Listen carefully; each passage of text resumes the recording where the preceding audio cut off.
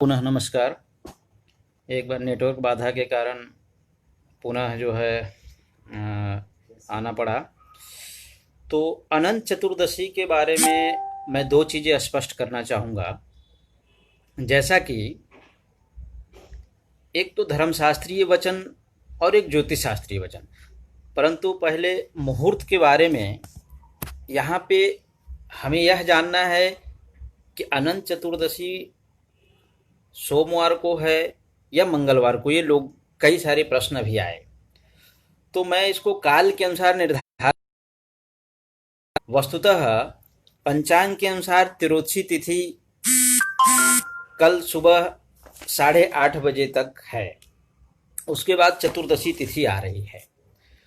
तो शास्त्रों में पूर्व विधा प्रशस्ता यह बात आई, और यह शास्त्र में कहा, शास्त्रीय वचनानुसार, कि शुक्ल पक्ष कृष्ण पक्ष भेदेन व्यवस्था युग्म वचनानुसारम शुक्ल चतुर्दशी पर विधा चतुर्दशी च पूर्णिमा इति युग वचनम।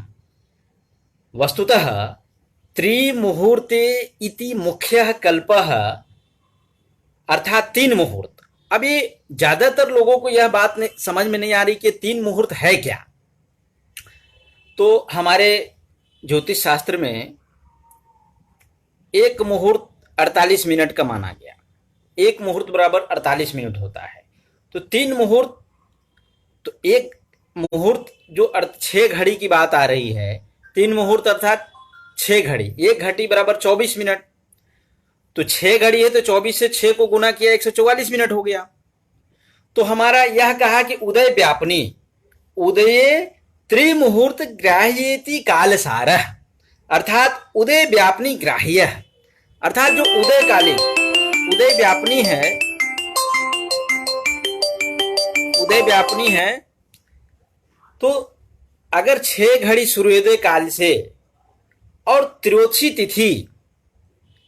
तिथि की समाप्ति जिस दिन त्रयोदशी चतुर्दशी मिलती हो और पूर्व विधा हो, वह चतुर्दशी ही ग्राह्य होगा। तो अब यहां बात यह आती है कि जो यह 6 घड़ी है, अर्थात सूर्योदय कालिक से लेकर के 6 घड़ी तक जो तिथि हो, चतुर्दशी तिथि मिलती हो, वही अनंत चतुर्दशी होगा। अब यह 6 घड़ी स्पष्ट है कि 6 घड़ी का अर्थात मतलब है कि 6 घटी, 6 मिनट। अब यह त्रिमुहूर्त इति मुख्य जो कल्पः और द्विमुहूर्ते इति अनुकल्पः, तो मुख्य रूप से त्रिमुहूर्त की जो बात आ रही है, तो कहा कि शुक्ल चतुर्दशी परविधा, अर्थात जो शुक्ल पक्ष है, जो चतुर्दशी है, वो परविधा होनी चाहिए। तो अब यह बात ये हो रही है कि तिरोधासी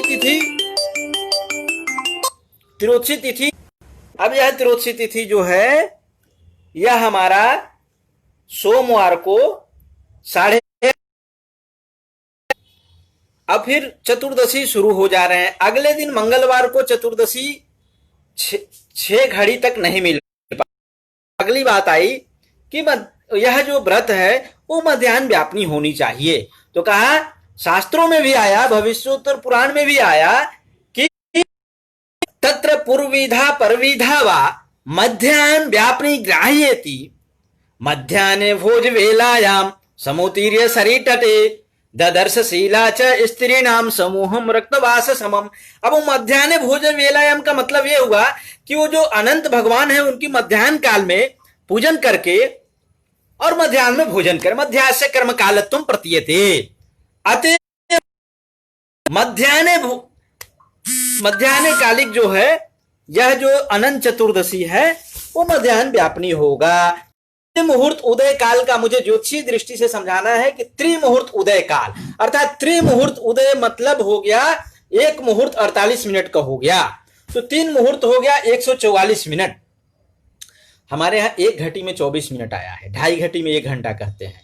उसमें एक समझ में आया कि निमेषा 10 चा अष्टौ च काष्ठा 30 ता कला 30 कला मुहूर्तस्य अहोरात्रम तु तावतः, अर्थात 18 निमेष की एक काष्ठा, 30 काष्ठा की एक कला और 30 कला के एक मुहूर्त और 30 मुहूर्त का एक अहोरात्र होता है।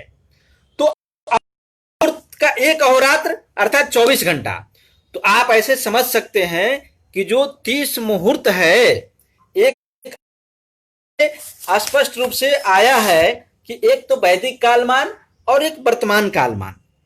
तो वैदिक कालमान में निमेष और वर्तमान में सेकंड, मिनट इत्यादि आ जाएगा। जैसे कि 12 निमेष का मतलब होता है एक लव। मैं इसको मुहूर्त वाली चीजें अभी स्पष्ट कर देता हूं, तो फिर मैं आऊंगा धर्मशास्त्रीय वचन के अनुसार और ज्योतिष दृष्टि के अनुसार कि अनंत चतुर्दशी क्यों सोमवार को ही है, क्यों सोमवार को ही है और मंगलवार को क्यों नहीं हो रहा है, क्यों त्रिमुहूर्त उदय कालिक की बात क्यों आई, ये मैं आगे स्पष्ट कर दूंगा, मगर पहले मैं आपको मुहूर्त की बात समझा दूं।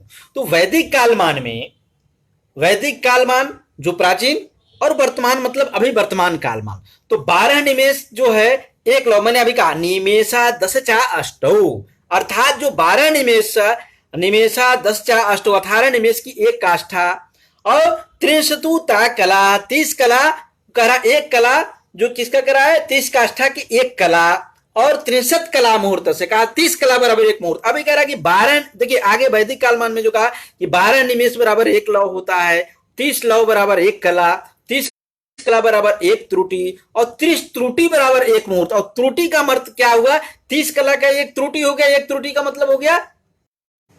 वस्तुतः अब हमने दिन में तो 15 मुहूर्त की कल्पना करते हैं।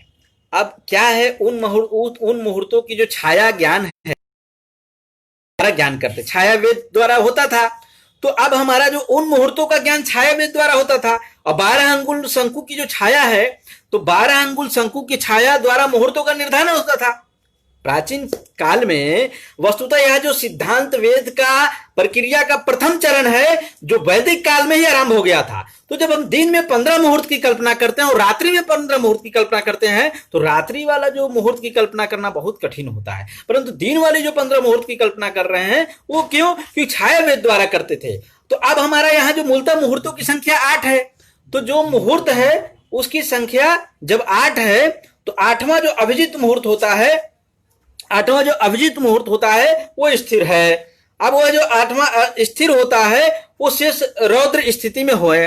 तो जो 7 मुहूर्त जो सूर्योदय क्रमानुसार आरंभ होकर अभिजीत पर्यंत जाते हैं, वह पुनः अभिजीत के उत्क्रम से सूर्यास्त के बाद पुनः रौद्र तक आ जाते हैं। ये 8 मुहूर्त हो गया। हम अभी पहले आपको एक विस्तृत व्याख्या करता हूं, मगर हम चलते हैं मुहूर्त की बात। जब 30 मुहूर्त की बराबर एक अहोरात्र, 30 त्रुटि बराबर एक मुहूर्त बराबर 48 मिनट, और हमारा यहाँ 3 मुहूर्त की बात पंचांगों में दिया हुआ है कि 3 मुहूर्त, त्रिमुहूर्त जो है उदय काल व्यापनी होनी चाहिए। अब इस स्थिति में जब आपको पता है कि अब हम ऐसे तो भाई 30 मुहूर्त एक अहोरात्र हो गया, 24 घंटा हो गया। मैंने कहा कि दिन की कल्पना 15 मुहूर्त का, रात्रि की कल्पना 15 मुहूर्त का। अब वो जो मुहूर्तों की संख्या है, रौद्र, श्वेत, मैत्र, सारभट, सावित्र, वैराज, विश्वासु, अभिजीत। अब ये चूंकि पुनः जो है वो क्रम से विश्वासु, वैराज, उत्क्रम, माने अब जो आप उस क्रम से अभी जो स्थिति उत्क्रम से सूर्यास्त तक रौद्र तक जाते हैं, उसकी स्थिति के बाद यह, और रात्रि में जो 15 मुहूर्त है वो 15 मुहूर्त, वो तो उसकी साधन थोड़ा कठिनाई है और वो ज्योतिषीय सिद्धांत का विषय है, मगर मैं वहां उस पक्ष को ज्यादा नहीं रखूंगा। तो अब ये हमारी स्थिति आती है कि मैं अब चलता हूं कि जो मैंने बताया कि 18 निमेष, जो प्राचीन शास्त्रों में 18 निमेष की एक काष्ठा बताया गया, जो अब धीरे धीरे लुप्त होती जा रही है। अब इसकी लोग इसके बारे में निमेष, काष्ठ, कला इत्यादि के बारे में बहुत कम लोग जानते हैं। तो 18 निमेष की एक काष्ठा, 30 काष्ठा की एक कला, 30 कला का एक मुहूर्त, 30 मुहूर्त का एक अहोरात्र, जो कहा कि निमेषा 10 चा अष्टौ च काष्ठा 30 ता कला 30 कला मुहूर्त से अहोरात्रम तु तावतः। यह बात हमारे शास्त्रों में ज्योतिष की बात आ गई। अब हम मुख्य रूप से आते हैं त्रयोदशी और चतुर्दशी की बात। अब चूंकि यह जो शास्त्रों में आया कि पूर्व विधा प्रशस्ता, अब ये त्रयोदशी चतुर्दशी युक्त हो। अब यदि त्रयोदशी समाप्ति है, चतुर्दशी की प्रारंभ मिलता है, तो पूर्व विधा की बात कर रहा है।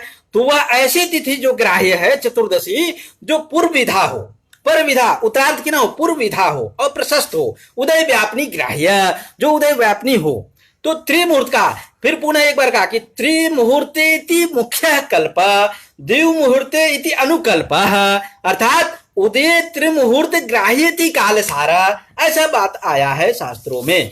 अब चूंकि हम यह जानते हैं कि वैदिक कालमान आधुनिक कालमान से जब हम पंचांग की स्थिति की गणना करते हैं तो यह स्पष्ट हो जाता है कि सोमवार को तिरोदशी तिथि 8:30 बजे तक है। अब मैंने कहा पूर्व विधा प्रशस्ता और मध्याह्न व्यापनी की बात आ रही है, तो चतुर्दशी तिरोदशी और चतुर्दशी जब एक बार पूर्व विधा मैंने पहले जब मिल रही है तो मध्याह्न व्यापनी तक ही होनी चाहिए। अब चूंकि यहाँ धर्मशास्त्रीय वचन ने अनुसार ने भी यहाँ बात आ रही है कि जो भाद्रपद है वह जो शुक्ल चतुर्दशी है वो धर्मशास्त्र ने यहाँ कहा कि मध्याह्ने भोजे वेलायाम समुद्र सरी तटे। अब उन्होंने कहा कि जो समुद्र है, जैसे गांव में शहर में जो नदी है, गंगा है, समुद्र तट है, तो मध्याह्ने भोज वेलायाम कहा कि इत्येन मध्याह्न से कर्म कालत्वम प्रतीयते, वो जो कर्म काल है उसका प्रतीत करिए, अर्थात उस समय मध्याह्न काल में ही मैंने अनंत भगवान की पूजा करके और उसको ग्रहण करिए।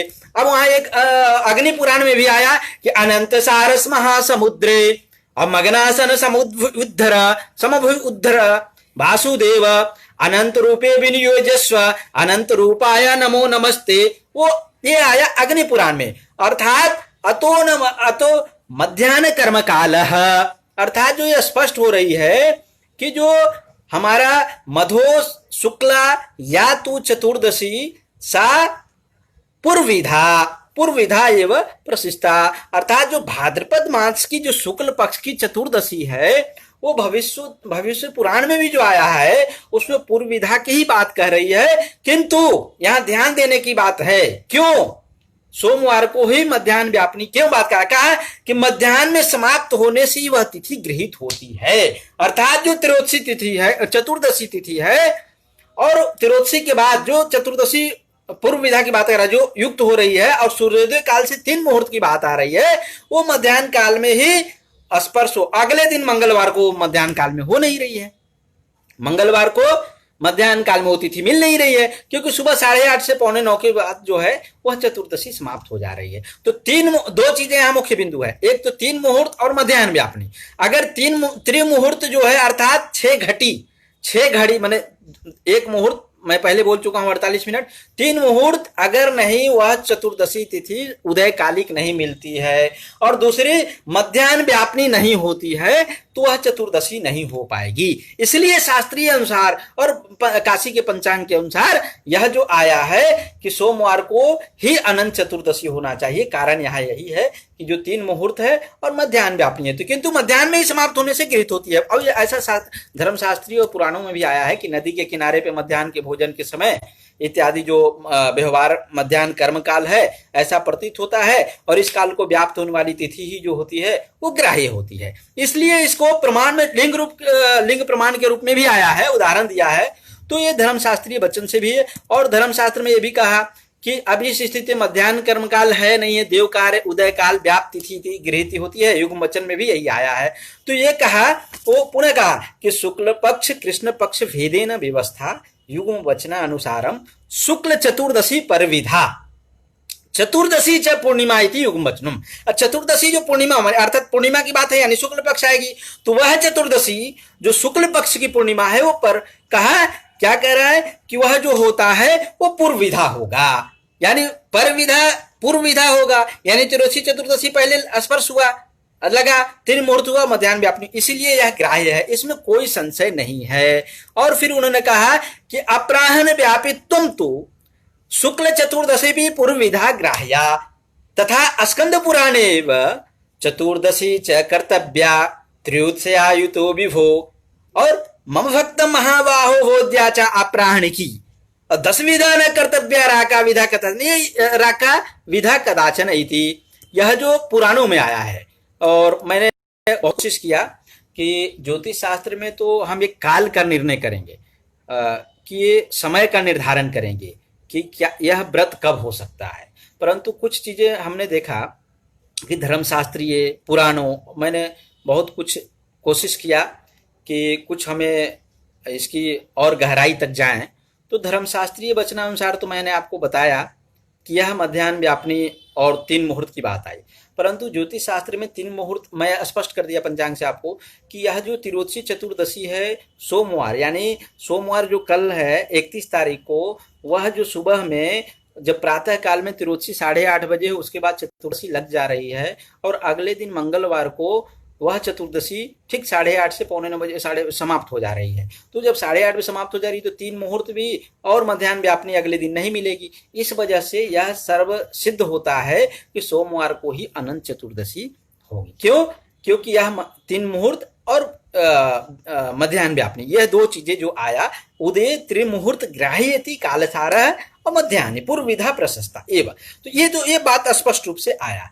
अब इस चीज में जो अब हम ये जानते हैं कि त्रोदशी के साथ युक्त होने वाली ही चतुर्दशी की जाती है। अब आप बताएं कि अगले दिन मंगलवार को चतुर्दशी, उसके बाद पूर्णिमा, तो फिर कैसे पूर्व विधा प्रशस्ता होगा? नहीं हो सकता है। इस वजह से मैं यह स्पष्ट करना चाहूंगा कि शास्त्रीय मतानुसार जो है वह त्रोदशी और चतुर्दशी युक्त सोमवार को ही 31 तारीख को ही यह सोमवार 31 तारीख को ही यह मिल रहा है। तो धर्मशास्त्र के अनुसार और पंचांग के अनुसार त्रिमुहूर्तोदय काल तथा मध्याह्न व्यापनी चतुर्दशी ही इस ग्राह्य होगा। और यह निर्णय सिंधु, काल माधव, मैंने सभी को एक एक बार देखा कि उन सब ने यह बात को किया कि जो शुक्ल पक्ष है, जो शुक्ल चतुर्दशी है, वो परविधा चतुर्दशी च पूर्णिमा जो आया है इति युग्म वचनम, यह अपने आप में सिद्ध है धर्मशास्त्री के अनुसार। परंतु ज्योतिष क्या है? काल है। तो अब हमारे यहाँ काल तो 2 प्रकार के, तो वह काल में हमने निर्धारण कर दिया, एक लोकानामांतकृत काल है, काल अन्य कलनात्मक, एक अंतकृत काल है और एक कलनात्मक अर्थात गणनात्मक है। तो अंतकृत काल है अर्थात यमराजा है, गणनात्मक है अर्थात गणना करने वाला, अर्थात नौविध काल माना। तो ये हमारे शास्त्र का है कि जो नौविध काल, तो ये गणना हेतु है। अब वो तो काल की बहुत व्यापक है, यहाँ हम सिर्फ चतुर्दशी, अनंत चतुर्दशी का निर्णय और काल निर्णय के ही आया हूं। वह काल की तो बहुत व्यापकता है, वो तो बात की बात है, जब कभी और मौका मिले बोलेंगे। मगर शास्त्रीय दृष्टि के अनुसार यह जो अनंत चतुर्दशी है वह सोमवार 31 तारीख को ही, क्योंकि त्रोदशी चतुर्दशी युक्त है और त्रोदशी के साथ युक्त होने वाली चतुर्दशी और उदय कालिक त्रिमुहूर्त और मध्याह्न व्यापनी होगा, तो वह ही चतुर्दशी मानी जाएगी। इसलिए चतुर्दशी च कर्तव्या त्रयोदशयायुता विभो, यह बात अपने आप में सिद्ध होती है। और इस स्थिति से आप सभी को क्योंकि विषय के बहुत व्यापकता नहीं होने के कारण, और यह सिर्फ मुझे प्रकाश रंजन मिश्र जी ने निवेदन किया कि आप ज्योतिष के अनुसार जो है इसका एक काल का निर्धारण करिए कि चतुर्दशी तिथि कब, अनंत चतुर्दशी कब मनाया जाए। तो अनंत चतुर्दशी सोमवार को ही शास्त्रीय दृष्टि से अपने आप सिद्ध होता है। और आप सभी को नमस्कार, धन्यवाद।